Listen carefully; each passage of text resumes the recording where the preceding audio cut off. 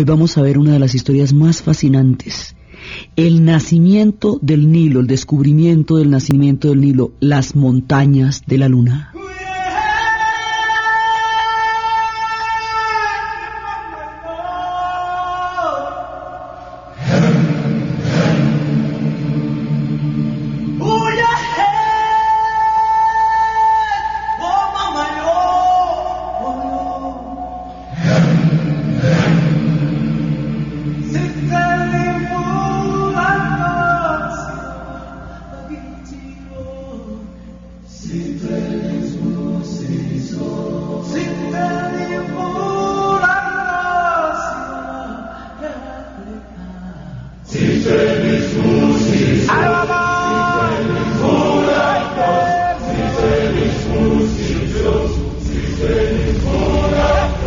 La vez pasada habíamos visto cómo por un lado un personaje tan fascinante como Mehmet Ali había modernizado Egipto, y también hemos visto a lo largo de los programas cómo se fue desarrollando la fiebre por conocer el mundo de los antiguos egipcios y cómo se fueron dando todos los personajes que poco a poco fueron descorriendo los velos de la historia que habían hecho invisibles para los ojos de la modernidad durante 1500 años el secreto de los antiguos faraones, paralela a la historia de quienes quisieron saber qué decían las inscripciones de los jeroglíficos, y en el mismo nivel de delirio estaban al lado de los egiptólogos. También hay otros mitos, otras quimeras de la geografía, quimeras que hicieron que muchos hombres atravesaran las penalidades más impresionantes, las historias más increíbles, las aventuras más inarrables, para descubrir un misterio que durante siglos se había convertido en una especie de quimera de la geografía: el nacimiento del Nilo. Esto atrajo cualquier cantidad de gente. Si el Nilo es el origen de toda la vida del antiguo imperio, de todo el tiempo de los egipcios y de su realidad actual, si el Nilo es el milagro más grande que se ha conocido para hacer posible la civilización de un pueblo, si el Nilo daba todo lo que el hombre necesitaba para vivir y para morir, y lo sigue dando, era por toda su importancia, por su majestuosidad, por su belleza, por su grandeza y por su profundo significado. La pregunta viene por su propia magnificencia: ¿de dónde viene el Nilo? ¿Dónde nace el Nilo? Esta pregunta va a costar la vida, la miseria, la enfermedad, la salud, la locura, el delirio, el debate de toda una generación. Ir a buscar esto en el siglo XIX, ir a buscar al África en el siglo XIX a buscar el nacimiento del Nilo, es como actualmente, como en el siglo XX ir a la luna. La búsqueda del nacimiento del Nilo es comparable al momento del siglo XIX con toda la epopeya espacial del siglo XX. Y como siempre, y para empezar, nos remitimos a Ptolomeo. Ptolomeo, en los tiempos de las dinastías griegas, este Ptolomeo, que es el físico, el astrólogo, el que va a establecer el sistema de astronomía, no es exactamente el Ptolomeo de las dinastías de gobierno, sino el que va a dejar sentado el sistema de astronomía y de astrología que va a guiar el mundo hasta las épocas de Copérnico. Este tipo, 150 años antes de Cristo, dijo que el Nilo nacía en las montañas de la luna, y dejó un mapa, un bosquejo muy tenue, una pista, solo eso, una pista, en las montañas de la luna. Y ahí empieza la pregunta, solamente eso: en las montañas de la luna, dice él, nace el Nilo. Sonaba como una metáfora en su momento, y es todo lo que hay. Los romanos, cuando querían decir que alguien estaba buscando algo imposible, para designar lo que no podría ser encontrado, lo que no podría ser nunca visto, decían: aquel está buscando el nacimiento del Nilo. Y eso queda como buscar un opispirispis, pues una cosa absolutamente intangible, es que está buscando el nacimiento del Nilo. Y eso se volvió un adagio popular y una pista. Cuando empieza el descubrimiento, todo el siglo XIX va a tener toda la locura del descubrimiento del pasado y de la revolución industrial y del futuro, el siglo XIX es uno de los puntos más interesantes de la modernidad, porque es cuando se descubre toda la egiptología, es cuando empieza la revolución industrial, cuando se moderniza Egipto y cuando empieza toda la travesía por el descubrimiento del nacimiento, las montañas de la luna. Entonces, el primero que va a remontar eso es un suizo que se llama John Lewis Burckhardt. Este es un lingüista y es un tipo, el primero que va a traducir no las obras del árabe al inglés, sino las obras del inglés al árabe. Él es el que les va a traducir Robinson Crusoe a los árabes. Este tipo fue lo primero que tenía que hacer para buscar el nacimiento del Nilo, es remontar, por lo menos remontar lo que es el Alto Nilo, la Nubia. Este suizo, John Lewis Burckhardt, es el primer europeo, el primer blanco, que remonta la Nubia, que empieza a mirar más allá de lo que va a ser el Alto Nilo. O sea, todo empieza a pasar por lo que hoy es el Sudán. Entonces, ¿pero cómo? Pues porque con su cara de suizo, pues eso va a quedar difícil. Este tipo se disfraza, se va a disfrazar de turco. Como sabía tal cantidad de lenguas, entonces empieza a mezclarse con los traficantes de las caravanas y tenía una pinta de mendigo, en donde es casi un hombre rayano en la miseria cuando va, y por las noches cuando a escondidas, cuando nadie lo está mirando, escribe, va llevando los diarios porque no pueden pillarse que el hombre sabe escribir, en esa época era muy raro. Entonces el hombre va internándose y va protegido por su ostensible pobreza. El tipo se va metiendo, solamente llevaba 2 vasos, un cuchillo y una cuchara, y con eso hace el recorrido de todas las rutas. Y el hombre se va metiendo, eso lo humillaron de todo porque parecía una persona desprovista de cualquier cosa. Este personaje, en esa entrada a Nubia y en esa entrada al interior, va a descubrir Abu Simbel. ¿Se acuerda que estábamos hablando de la primera vez que alguien habló de Abu Simbel? Y que después vinieron otros, hasta cuando David Roberts, enloquecido por los relatos de Abu Simbel, va a verlo y lo descubre y lo pinta. Pues este es el mismo suizo, el mismo que va a descubrir la Alta Nubia, el Nilo, el Alto Nilo. Ese tipo es el que descubre a Abu Simbel. Y lo descubre porque va a encontrarse con que había unas tribus que periódicamente eran asoladas por otra tribu que llegaba a robarlas una vez al año. Entonces se refugiaban en el templo de Abu Simbel para poderse ocultar de los saqueadores que venían una vez al año a robarlos. Entonces él, mimetizado, camuflado entre estas tribus, va a lograr conocer por primera vez, es la primera persona que va a ver a Abu Simbel y el primer europeo que va a ver, digamos, la primera persona blanca que va a ver Nubia. Este tipo va haciendo todos sus descubrimientos y él va viajando de los 28 a los 33 años. A los 33 años muere. Casi nadie de las historias que tenemos hoy va a durar mucho, porque esto es agotador. Estos viajes eran bravísimos, entonces muere a los 33, pero nos dejó tremendos testimonios, las notas de lo que es la Nubia, el Alto Nilo, el templo de Abu Simbel. Y de ahí para adelante sabemos que de eso, el Nilo, o sea, el tipo alcanza a ver las cataratas y que el Nilo nace, por lo menos sabemos que nace mucho más allá, muchísimo más allá. Ese es el primero. Nuestro personaje del programa pasado, Mehmet Ali, el modernizador de Egipto, este camaleón, este Maquiavelo, este genio de la política, este tipo fue el conquistador que estableció la primera guarnición en Jartum. ¿Se acuerda que el tipo funda Jartum en el punto donde se van a unir el Nilo blanco y el Nilo azul? Que es en la ciudad donde él va a fundar Jartum. Entonces, porque hay un Nilo que nace en Etiopía y que se junta con el otro, y eso es el punto donde se unen, es Jartum. Este tipo, en la confluencia del Nilo blanco y el Nilo azul, entre 1839 y 41, envía 3 expediciones para navegar el río. Pues la más fácil es navegarlo, a ver dónde es que nace, pues cierto, pero no. Resulta que las 3 expediciones que Mehmet Ali, nuestro modernizador de Egipto, manda para saber dónde nace el Nilo fracasan. ¿Por qué?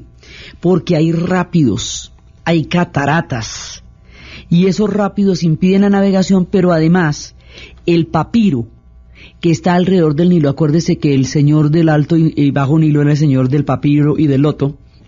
El papiro se vuelve como una especie de buchón, se hace como una especie de, crea, digamos, bloques vegetales que impiden la navegación, como pasa pues donde se hacen los buchones de la laguna, que no pueden, en las lagunas que no pueden pasar por ahí las embarcaciones porque quedan enredadas en el buchón.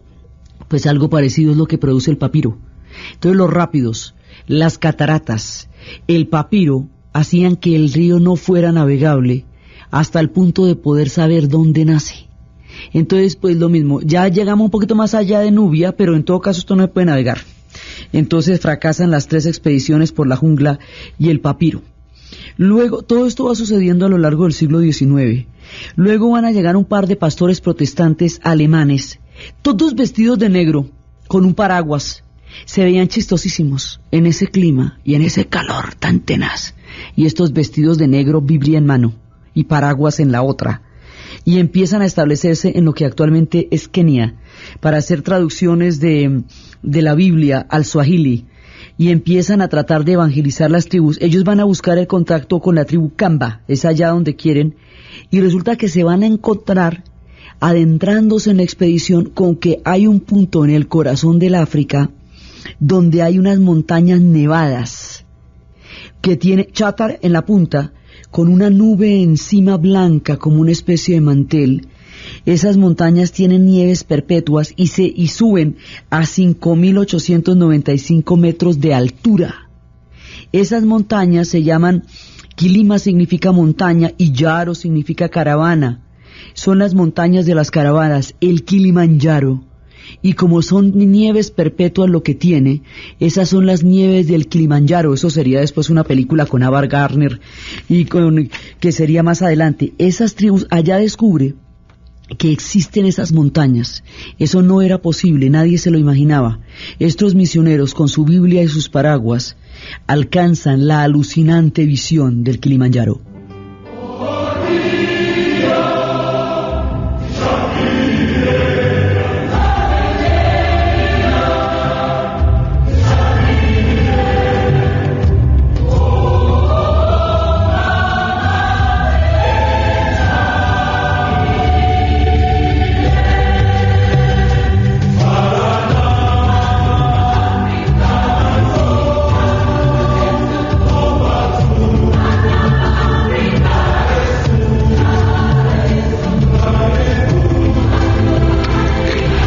Internados en estas misiones, tratando de evangelizar a los pueblos Masai, Kikuyu y Kamba, que son los pueblos de Kenia, ellos van a descubrir las nieves del Kilimanjaro, que protagonizarían Gregory Peck y Ava Gardner más adelante. Este descubrimiento es clave porque, bueno, nadie les va a creer, ¿no? Porque la visión que tienen los europeos de África es una superficie ardiente, totalmente calcinada por un sol permanente, desprovista de montañas de gran altura. Mucho, geográficamente no hay antecedentes de lo que ellos están viendo. Entonces ellos lo que hacen es registrar, porque para que Ptolomeo nos diga que esto queda en las montañas de la luna, hay que descifrar qué quiere decir eso, porque parecerían palabras del oráculo griego, y acuérdense que el oráculo griego era confuso en la vida. Entonces esta gente se la va a pillar que sí existen nieves perpetuas. O sea, ¿por qué se podría llamar de alguna manera las montañas de la luna? Porque ahí hay valles, y ahí hay mares, hay lagos grandísimos ahí. Entonces empiezan a pillarse como una pista, como un punto donde podría quedar algo que describimos como las montañas de la luna por su color, porque hay valles y todo, y hay mares ahí. Entonces sí existen esos lagos y esa luna de los que hablaba Ptolomeo, por lo menos sí están. Y estos son pues un par de misioneros completamente, ellos no van sino completamente llevados de su fe y no más. En la llegada de ellos pues les dicen que están locos, van ante la Sociedad Geográfica, Real Sociedad Geográfica, la Royal Geographic Society de Londres, que era la que mandaba la parada ahí, junto con Inglaterra en ese momento, y les dicen no, que estos están completamente locos, que qué es eso, que cómo van a decir que hay montañas de una altura mucho mayor a cualquier monte que pueda haber en Europa, porque 5.800 es una cosa bastante seria. Entonces no les creen. Pero de todas maneras, allí hay una pista que hay que ir a averiguar. Entonces empiezan las expediciones. Entonces, en todo caso, la Sociedad Geográfica va a nombrar a el personaje para ir a la expedición a tratar de buscar el nacimiento del Nilo. Este tipo del que vamos a hablar ahorita es uno de los personajes más fascinantes que pueda aparecer en cualquier historia que uno cuente de cualquier parte. Se llama Sir Richard Burton y él con Spex va a protagonizar una de las grandes expediciones para entender dónde nace el Nilo. Este tipo, a los 35 años, es el jefe de la expedición. Burton se llama como el actor, pero no es el actor, existe un siglo antes. Este tipo se va a ir dirigiendo a los 35 años la expedición de la Sociedad Geográfica de Inglaterra, de la Royal Geographic Society, buscando el origen del Nilo. Burton, describen, es un personaje excesivo, extremo, inverosímil, un paradigma del erudito aventurero, un militar, un científico, un explorador, un personaje inclusive demasiado extravagante para haber sido aún protagonista de novelas. Este es uno de los viajeros románticos, este es uno de los paradigmas, este tipo fue hasta agente secreto. Este tipo es de los personajes más impresionantes, hablaba 29 lenguas, hablaba 50 dialectos, era capaz de mimetizarse y pasar como nativo en todas las regiones, se disfrazó de afgano y fue el primer hombre, el primer blanco europeo en llegar a la Meca, disfrazado de afgano porque a la Meca no pueden llegar los infieles, es la peregrinación del Islam. Entonces el tipo se disfrazó de afgano y pudo ver con sus propios ojos la Kaaba y la Meca, y también fue a la ciudad sagrada de Harare en Somalia. Se disfrazó de gitano, fue buhonero, fue derviche, fue santón en el Punjab. Fue el primero pues que llegó a Harare en la sagrada Somalia y el primero que llegó a la Meca. Y este personaje pues era un hombre fuera de época porque existe en la era victoriana. Le va a tocar toda la era victoriana. Y este tipo con esa diversidad, con esa capacidad para entender el mundo en un mundo tan conceptualmente estrecho como el mundo victoriano, que no concebía diferentes costumbres y el hombre venía dueño de todas las costumbres. Entonces él, para poder sobrevivir en una sociedad tan cerrada como la victoriana de esa época, tan clasista y tan montada en un sentido de la superioridad únicamente de lo europeo y únicamente de lo británico, todavía el sentido del descubrimiento, que el descubrimiento es cuando los europeos descubren algo, como si no pudiera haber existido 70 siglos antes. Entonces, este tipo, que tiene una diversidad en la cabeza muy grande, para poder sobrevivir en esa sociedad, va a desarrollar, cuando conozca a los chiitas y cuando conozca a los sufíes y cuando conozca a los diferentes pueblos, va a desarrollar de los chiitas el arte del disimulo, la taquilla. La taquilla es un antiguo arte, como los chiitas siempre fueron una secta perseguida, supieron disimular su fe y sus creencias frente a la sociedad donde vivieran porque eran seres durmientes. Él va a aprender los secretos del disimulo y nadie va a saber en realidad qué pensaba él de respecto de nada. Eso solo se lo contaba a los amigos, a los parceros de él. Pero la cantidad de obras que él escribe describen el mundo que él vio, nunca la persona que él era. Su personalidad era un enigma. Y el tipo era una persona completamente diferente a su época. Él va a investigar la cabala judía, él va a investigar la alquimia, el espiritismo, la teosofía, las doctrinas de Hermes Trismegisto, las percepciones extrasensoriales. Mejor dicho, era un tipo como para infinito, ¿sí? Como era un tipo así como para todas las búsquedas que se están dando en la era de Acuario ahora. Pero pues calcule, en la era victoriana, cuando la utopía del progreso, cuando la época de la oda a la tecnología y a la civilización europea, este hombre entendía que el mundo era ancho, infinito y lleno de otras orillas, y se fue a explorarlo. Medía 1,90 y tenía una cicatriz impresionante que le habían dado de un lanzazo en un enfrentamiento contra alguien de una tribu.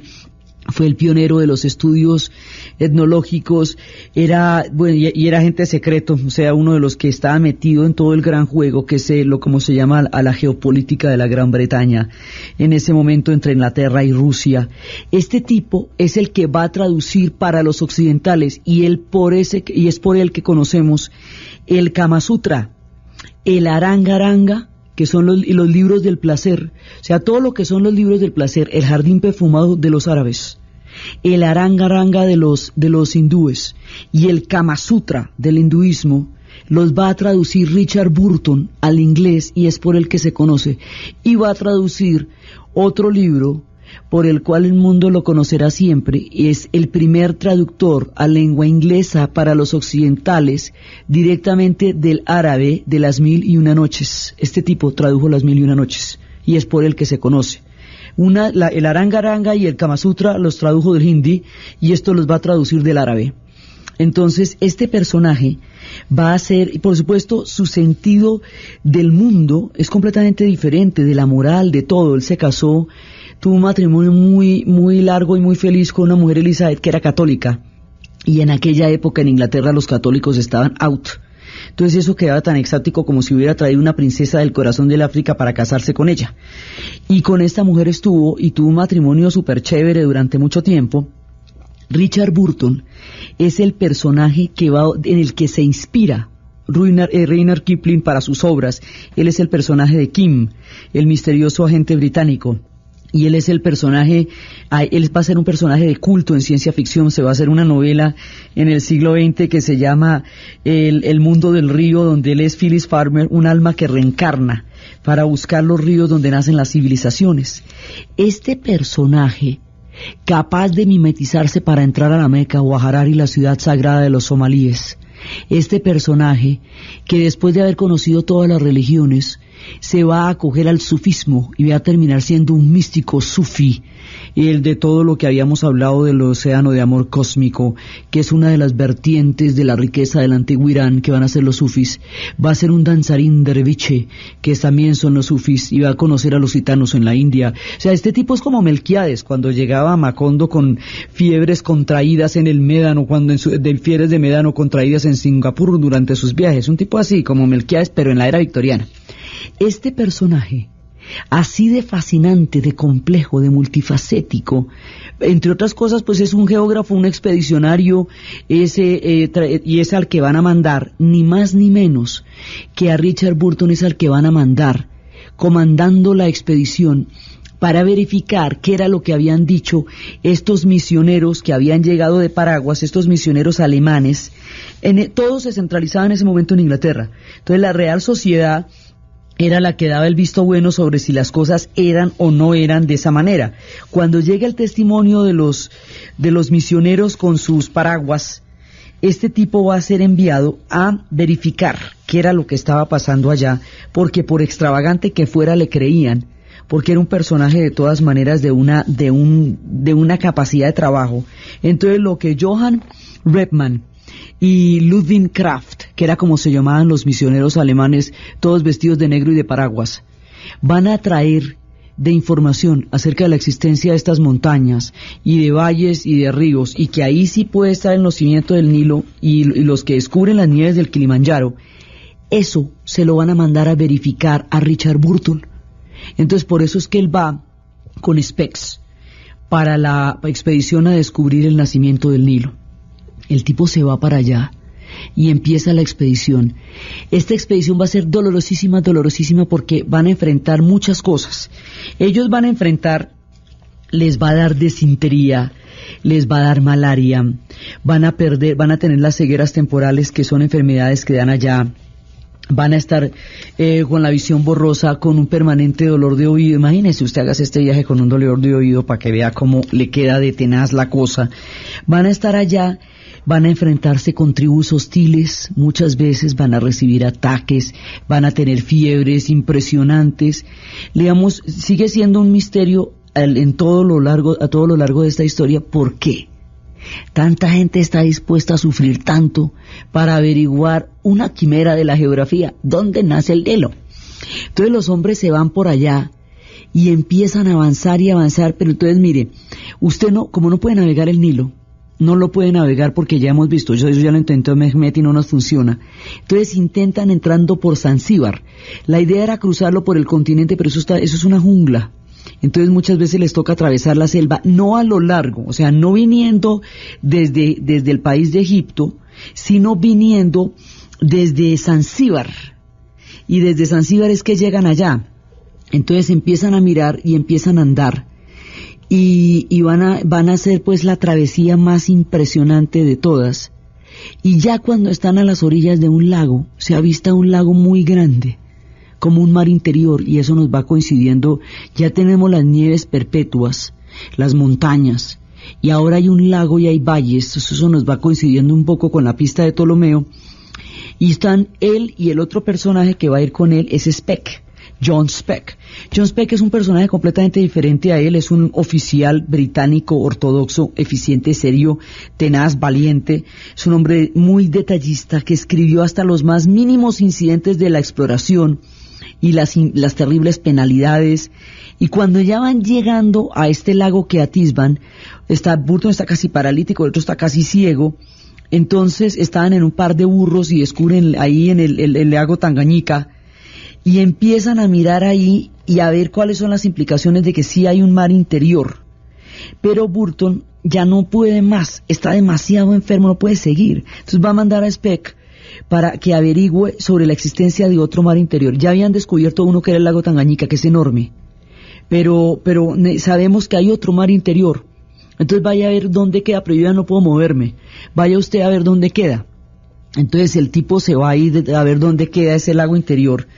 Esto nos va involucrando una serie de las naciones actuales, porque por el lago Tangañika ya estamos por los límites de Congo, estamos por los límites de Ruanda, de Burundi, y estamos bordeando Kenia, y estamos en los sitios donde hoy es Uganda, y ahí todavía seguimos en el circuito de ver dónde nace el Nilo. Entonces, el tipo se va por allá y encuentra un lago gigantesco. Lo ve, lo alcanza a mirar, y a ese lago lo va a llamar como se llamaban las cosas en su época, Victoria, porque está en la era victoriana. Victoria era el universo en ese momento. Era cuando les contaba que 1 de cada 4 personas del planeta Tierra, al morir Victoria, era súbdito del Imperio Británico. Era la época en que el Imperio Británico estaba en la mayor de las glorias. Entonces este tipo atisba este lago gigantesco, pero no puede mirarlo más, solamente lo ve así, lo atisba, y dice que eso puede ser donde puedan hacer el Nilo. Entonces, después de mirar ese lago, al que va a llamar el lago Victoria, el lago más grande que hay en África, se devuelven, pero ya vieron el mar interior de donde pueden hacer el Nilo. Eso, digamos, es como lo que queda claro. Entonces van a regresar, pero Burton está enfermo, y en el regreso le toca quedarse 15 días y mandar a Speck solito ante la sociedad británica, y le dice: yo veré, pilas, no vaya a abrir la boca hasta que no llegue yo, porque esto es un viaje que hicimos los dos y yo soy el jefe de expedición y esto lo descubrimos ambos. Entonces no me va a poner de avión, usted me espera y los dos hacemos la exposición de lo que descubrimos ante la sociedad geográfica. Pero la naturaleza humana juega malas pasadas, y Speck no va a ser tan derechito como Burton pensaba.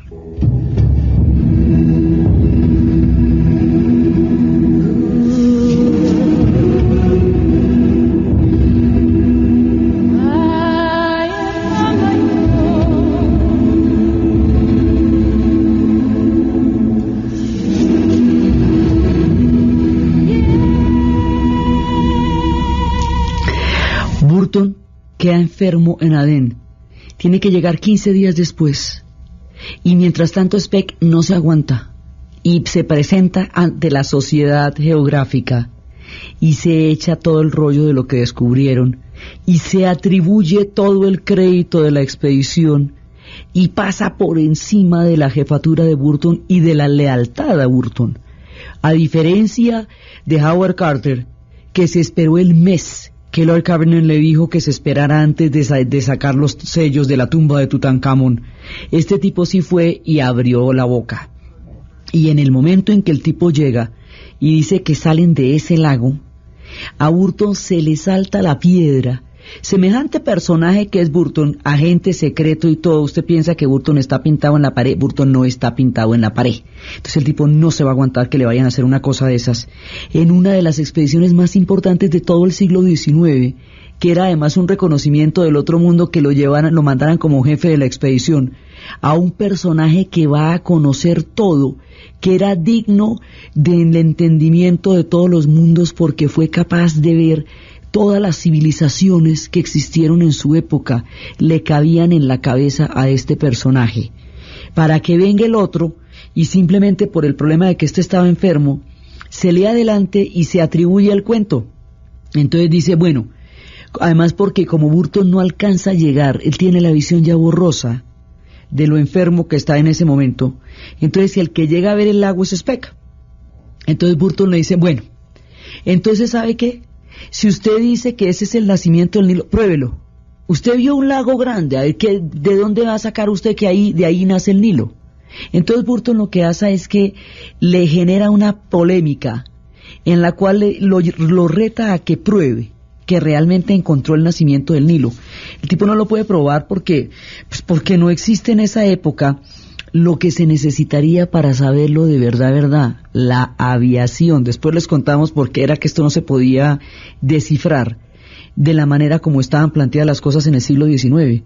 Entonces mandan una nueva expedición con Speck para corroborar pues el nacimiento, y es la expedición del descubrimiento. Llegan al telegrama y mandan el telegrama a Londres de las fuentes del Nilo. Entonces dice, las fuentes del Nilo están en el lago Victoria, y Burton dice, pero a ver, todavía usted no me ha probado nada en el lago Victoria. ¿Y cómo sale el lago Victoria? ¿Yo cómo sé? No, que es que ahí hay una cantidad de afluentes que van a formar pero yo cómo sé que esos afluentes van a formar el Nilo. A ver, pruébemelo. Entonces Burton permanentemente va a exigir una corroboración de todas las hipótesis que Speck da de ahí en adelante, y se va a transar una pelea mortal entre estos dos hombres. Van a permanecer todo el tiempo peleando los unos contra el uno contra el otro, y finalmente, cuando ya Burton está totalmente recuperado y cuando Speck ya regresa de la nueva expedición donde corrobora, donde va a poder probar de una vez por todas el nacimiento del Nilo, y se va a dar el debate ante la sociedad geográfica, y el mundo va a dirimir por primera vez este enigma, y va a quedar claro todo lo que tiene que ver con esto. La noche anterior al gran debate, en que Speck se miraría con Burton frente a frente para dirimir lo que es el gran debate del enigma del nacimiento del Nilo, tiene un accidente de cacería, se dispara con una escopeta, o digamos, es un accidente de cacería, y Speck muere. ¿Cómo les parece? Y al morir Speck, la noche anterior al debate, nunca se dio este careo. Burton moriría a los 80 años, es de los que más duró de toda la gente que hizo estas vueltas, y Speck nunca podría corroborar ante la sociedad real su descubrimiento, y quedaría en vilo el debate que amargó la vida de estos dos hombres, porque después del momento en que Speck abre la boca y Burton siente que lo traicionó, los dos serían archienemigos. El destino no les daría esa cita, ni a ellos ni al mundo en ese momento. Así que, estando a las puertas de la corroboración del origen del Nilo, la hipótesis queda en el aire, porque la muerte de Speck nos deja otra vez mirando un chispero. Entonces siguen apareciendo testimonios. Samuel Baker, que es un cazador de elefantes de Ceilán, va con su esposa húngara Florence y describe otro lago que lo va a llamar Alberto, y afirma que encontró una fuente del Nilo. Entonces aquí nos enfrentamos con un poco de gente que toda afirma haber encontrado fuentes del Nilo. Entonces uno dice, pero entonces ¿cómo hacemos? ¿Viene del lago Victoria? ¿Viene del lago Alberto? ¿Está en las montañas de la Luna? ¿Dónde queda el nacimiento del Nilo? Entonces, para poder hacer un mapa ya, digamos, para poder hacer todo un levantamiento de terreno sobre lo que va a ser la información que tenemos del nacimiento del Nilo, van a mandar a otro personaje muy distinto a Burton, pero un personaje de una gran talla, un hombre de un inmenso corazón, un hombre de una profunda espiritualidad, un misionero, pero no es un evangelista, porque él no mandaba el mensaje, sino que lo hacía posible a través del ejemplo. Un hombre que cuestionó desde lo humano y desde lo sagrado y desde la física compasión hacia los seres humanos. Un humanista, un tipo que tenía una idea del mundo maravillosa respecto a lo que era el sufrimiento y a lo que era el amor. El doctor Livingstone. Livingstone se va para allá Livingstone va a ser un hombre que va a denunciar profundamente la esclavitud, tanto la esclavitud que los árabes todavía tenían en la zona, porque estamos por Zanzíbar, como la esclavitud que tenían los blancos. Va a ser uno de los abolicionistas y va a denunciar desde el punto de vista ético una cosa tan terrible como la esclavitud en la época en que eso estaba muy de moda y a nadie se le ha ocurrido que eso le hiciera daño a nadie. El doctor Livingstone va a internarse allá y va a sufrir todas las penalidades de rigor, ¿no? Esto aquí toca desintería, figura malaria, el dolor de oído, la ceguera, las 3 tribus que lo atacan, todo eso le va a tocar, pues mejor dicho, eso sí, ni vaya a creer que usted se va a echar un mapa de eso sin que le pasen todas. Eso había como un beneficio de inventario a la que tenían que enfrentarse todo el mundo, los insectos, los mosquitos de los pantanos mismos, la jungla, todo. Siempre que se habla de los descubridores, de los exploradores, se habla de hombres blancos, como si solamente la mirada del blanco le diera al mundo un nombre y le diera al mundo una existencia, de la gente que los ayuda, de las personas que estuvieron con ellos y que permitieron que llegaran vivos a los lugares a donde llegaron vivos como para poder echar el cuento, nunca se habla. Él tuvo 2 amigos que se llamaban Uma y Susi, que lo van a acompañar toda su vida. Y son tan importantes en nuestra historia como el doctor Livingstone, porque sin Uma y sin Susi no hay doctor Livingstone. No es que ellos fueron los que lo mantuvieron vivo y los que van a hacer por él una travesía de un acto de amistad y de solidaridad y de impresionante. Cuando él muera, esta gente va a hacer una cosa maravillosa por él. El doctor Livingstone se va con ellos y desaparece. Y entonces dice, bueno, ¿y ahora qué se hizo el doctor Livingstone? Y no vuelve a aparecer, el tipo no vuelve a saber nada de él. Y en aquella época, pues que no apareciera el doctor Livingstone era como tener un astronauta flotando en el espacio, sin que nadie sepa, por allá en una estación espacial, sin que nadie sepa dónde están y cómo traerlo de allá. Entonces, por ese motivo, teniendo en cuenta que él no podía aparecer, un periódico va a financiar a otro personaje, va a empezar a aparecer ya, digamos, y expediciones y todo eso para ir a buscar al doctor Livingstone.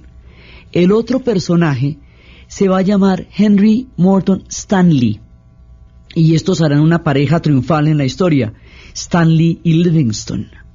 Entonces, el doctor Stanley va a ser llevado allá para dirigir una expedición, pero esta es una expedición grande, esta es una expedición financiada, gigantesca, y lo primero que va a hacer es buscar a Livingstone. Y se va a dar la garra, va a buscar todo, va a aparecer por todas partes. Este tipo, Stanley, es un hijo bastardo, no viene de noble cuna. Toda la vida los norteamericanos le hicieron sentir eso y los ingleses peor. Él siempre se sentía fuera del lugar donde quiera que estaba. Era un personaje lleno de contradicciones y de conflictos, pero cuando se iba a dirigir una expedición de 400 personas era un lulo, porque para eso sí servía. Y se va a llevar. Entonces, lo primero que va a hacer es ir a buscar. Primero y principal va a ir a buscar al doctor Livingstone para saber qué pasó con él. Y si está ahí si está vivo, qué se descubrió, qué se sabe. Y le lleva muchas provisiones. Cuando finalmente lo encuentra ya a punto de morir. El doctor Livingstone está muy mal. Además, ahí viene la famosa anécdota. Livingstone era el primer hombre blanco en ese sitio del África. No había llegado los blancos hasta allá.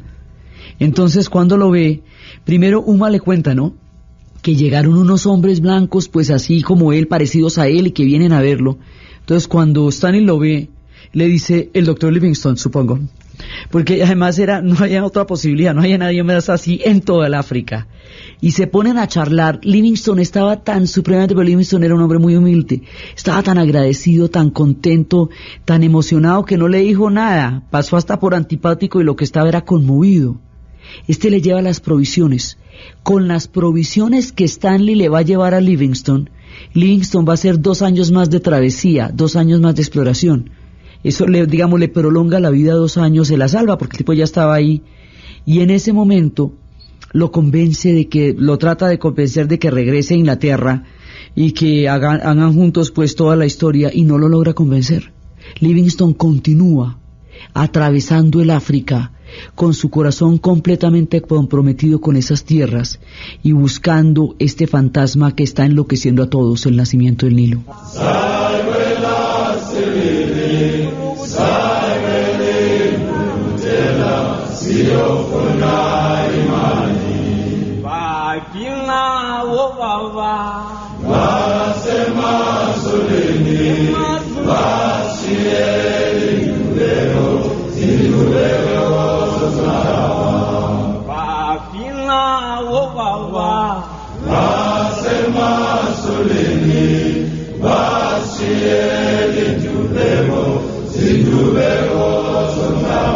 Livingstone seguirá su expedición 2 años más, y a los 2 años va a morir, y después de que muere, Susi y Uma, sus compañeros inseparables, los artífices de todas sus historias, van a sacar su corazón y sus vísceras y las van a enterrar en África, donde él siempre estuvo enamorado de ese continente, donde su corazón tenía que estar. Su cuerpo lo van a llevar en una travesía penosísima y prolongada hasta Zanzíbar para entregárselo a los oficiales británicos. Los oficiales británicos van a llevar el cuerpo a Londres y Livingstone está enterrado en la abadía de Westminster. Su cuerpo, su corazón está donde siempre estuvo, enterrado en el África, debajo de uno de los árboles, allí donde su alma siempre habitó. Entonces Stanley continúa. Stanley es un hombre práctico y es un hombre de negocio y es un hombre que está en la jugada. Livingstone era un místico, un hombre profundamente humilde, profundamente, solidario con todo el género humano. Y va a ser el que va a tener una mirada humanista en las épocas en que ese tipo de miradas no se usaban sobre el asunto de la esclavitud. Entonces Henry, ya después Stanley, después de todo este camino, va a empezar una expedición con 400 personas para buscar el nacimiento del Nilo. Ahora sí, porque lo que Livingstone fue a hacer fue buscar el mapa, o sea, a levantar el mapa sobre terreno de todos los ríos y de todos los lagos que había en la zona, y el que va a llegar a bordear el lago Victoria para poder establecer el punto del nacimiento va a ser Stanley. Entonces Stanley va a llegar financiado con tremenda expedición y él va a confirmar que en las montañas de Rwenzori, en esas montañas hay un afluente, o sea, sale un afluente del lago Victoria. Ese afluente se llama el río Cajera. Ese río Cajera que sale del lago y baja de las montañas Rwenzori es el que va a conectar y va a producir el nacimiento del río. Entonces, esas montañas de Rwenzori son las montañas de la luna. Allá es donde quedan las montañas de la luna. Y ahí es donde él las va a encontrar. Entonces, ¿cómo va a hacer esto? Va a llevar una barca que se puede desarmar. Entonces la va armando y la va desarmando porque como a ratos vamos a navegar y a ratos va a haber valles y a ratos va a haber montañas, ya sabemos que hay valles, ya sabemos que hay montañas, ya sabemos que hay lagos, ya sabemos que hay afluentes, ya sabemos que son una cantidad de terrenos, pero además hay jungla y además hay pantanos. Entonces se lleva una barca móvil, Lady Allison le dice a la barca de Lady Alice, y con esa barca y su gigantesca expedición, este tipo va a bordear el lago para poder establecer ese punto del río Cajera, que es el que va a dar el origen al nacimiento, pues al beso del primer afluente. Entonces, este personaje va a poder completar la perspectiva. No vamos a saber con certeza nada de esto hasta el día que no exista la aviación, porque solamente la aviación y posteriormente el satélite nos van a dar la confirmación de esto, pero esta es la primera vez que se bordea.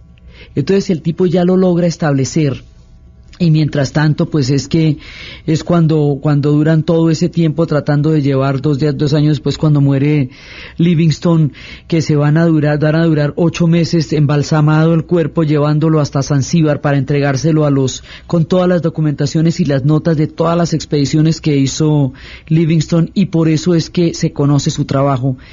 O sea, esa es la suerte de Livingstone. Stanley sigue y va a llevar la gran expedición, y Stanley más adelante se va a volver un tipo importantísimo, porque después de la gran expedición que él va a hacer para confirmar el levantamiento de mapa que fue a hacer Livingstone, razón por la cual él fue allá. Stanley después es el que va a navegar todo el Congo, el río Congo, y va a descubrir un reino de tribus y se la va a ofrecer a los británicos y los británicos no le van a parar bolas, entonces se la va a ofrecer a los belgas y Leopoldo de Bélgica sí le va a parar bolas y ese es el origen del Congo belga, hoy la nación del Zaire, y eso formaría parte del colonialismo de los belgas durante mucho tiempo por Stanley. Entonces por eso Stanleyville era como se llamaban las ciudades de Leopoldville por el rey Leopoldo y Stanleyville por Stanley es que se llamaban las ciudades del Congo antes de que Mobutu las rebautizara y que se llamaran Kinshasa y que se llamaran como se llaman hoy día. Entonces este personaje por eso es que lo ligan muchísimo a la historia de Bélgica porque pues es el forjador del colonialismo belga de lo que va a ser este reino. Pero desde el punto de vista del Nilo, este tipo sí logra documentar lo suficiente y ya puede hacer, digamos, ya puede lograr el mapa que tanto habíamos visto. Entonces ya finalmente el tipo logra entender dónde está. Entonces es el que empieza, digamos, ya a resolver el misterio. Entonces, ¿por qué la cosa es tan complicada? La cosa es tan complicada porque el Nilo tiene una cantidad de fuentes. Todo el mundo tiene la razón, eso es lo que va a comprobar Stanley. Todo el mundo va a tener la razón, porque el Nilo, por un lado, está el lago Tanganyika. Por el otro lado, hay otra serie de lagos, está el lago Eduardo, está el lago Alberto, está el gran lago Victoria. Del lago Victoria salen más o menos 14 afluentes, porque esto es como la estrella fluvial de Colombia, que es del macizo donde salen la mayoría de los ríos de nuestro país. Entonces salen una cantidad de ríos y de lagos, entonces hay que establecer cuál de los afluentes es el que va a llevar el caudal que da origen al Nilo, eso era lo que era difícil. Entonces la de campaña de forma árabe, exactamente como él vivió entre los beduinos, así lo va a enterrar ella. Entonces estos personajes sometidos a tantas penalidades, cada uno había dado una clave, cada uno tenía una idea, pero no podían dar la visión del conjunto, porque la visión de conjunto es cierta toda. Es cierto, está el lago Victoria y está el lago Alberto y está el lago Tanganyika y está el río Cajera, es todo eso, pero al tiempo. Entonces, ¿cómo sabemos? Es una conexión de lagos y de ríos la que da origen al nacimiento del Nilo y queda en las montañas de Rwenzori, que se llaman las montañas de la luna. Por eso era que era tan difícil encontrar la manera de dónde, porque no hay una única fuente. No hay un único lugar de donde nace el Nilo, sino que nace de un complejo hídrico entre los ríos y entre los lagos, y eso es lo que le da la fuente al nacimiento de ese pedazo del Nilo, porque el otro pedazo del Nilo Sur por el otro Nilo nace de un lago en Etiopía, y luego se van a encontrar los dos Nilos en Jartum, y de ahí para adelante es que empieza la Nubia, y alrededor de todo esto es que se va a dar el don del misterio que hizo posible la gran civilización de los egipcios y la existencia de los egipcios actuales. Toda la historia la atraviesa el Nilo, por eso la historia del Nilo es absolutamente indispensable en nuestra historia de Egipto, porque es que no hay Egipto sin Nilo, no existe, no hay ni en el pasado ni en el presente. Por eso la pregunta de dónde nace el Nilo generó toda esta gente expuesta a los delirios, a las fiebres, a las desinterías, a las cegueras, a las parálisis y a toda la cantidad de cosas. Entonces, nos queda claro, el río nace en las montañas de Rwenzori, que son las que llamamos las montañas de la luna.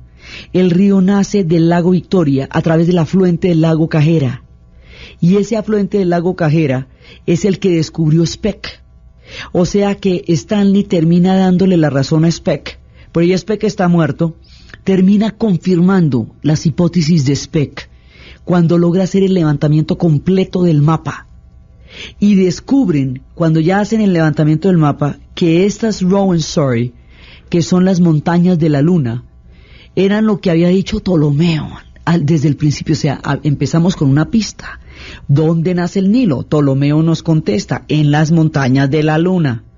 Pues allá, en las montañas de la luna, donde dijo Ptolomeo, nace el Nilo, del afluente del río Cajera, donde Speck había dicho que nacía el río en su debate que nunca pudo confirmar.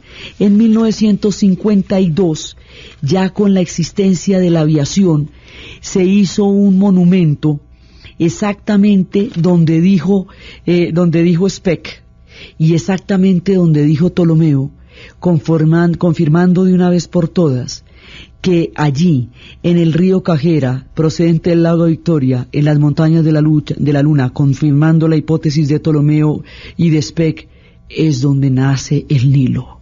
Y esa es la historia de toda la gente que sufrió, vivió y murió por el espejismo de la quimera de la geografía en una época de las fiebres de las expediciones, donde tanto por las inscripciones de los antiguos templos egipcios como por el origen del Nilo estaban dispuestos a morir los románticos aventureros, confirmando partes importantísimas de la historia que estamos atravesando, del gran país, de la tierra del milagro, del don del Nilo.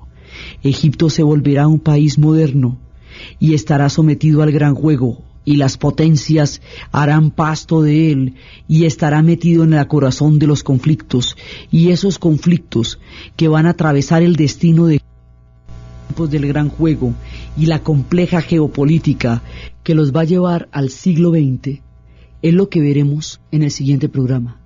Entonces, desde el mundo delirante, fantástico, universal, espiritual y profundo de Richard Burdon, desde el corazón inmenso, generoso, humanitario y místico del Dr. Livingstone, desde el del sentido de la aventura y de la oportunidad de Stan Lee, desde las polémicas, las realidades, las traiciones y las miradas de Speck, desde todo lo que pasó a través del tiempo en la búsqueda de una quimera geográfica en las montañas de la Luna, en la narración Diana Uribe, en la producción Alberto Spitia, y para ustedes feliz domingo.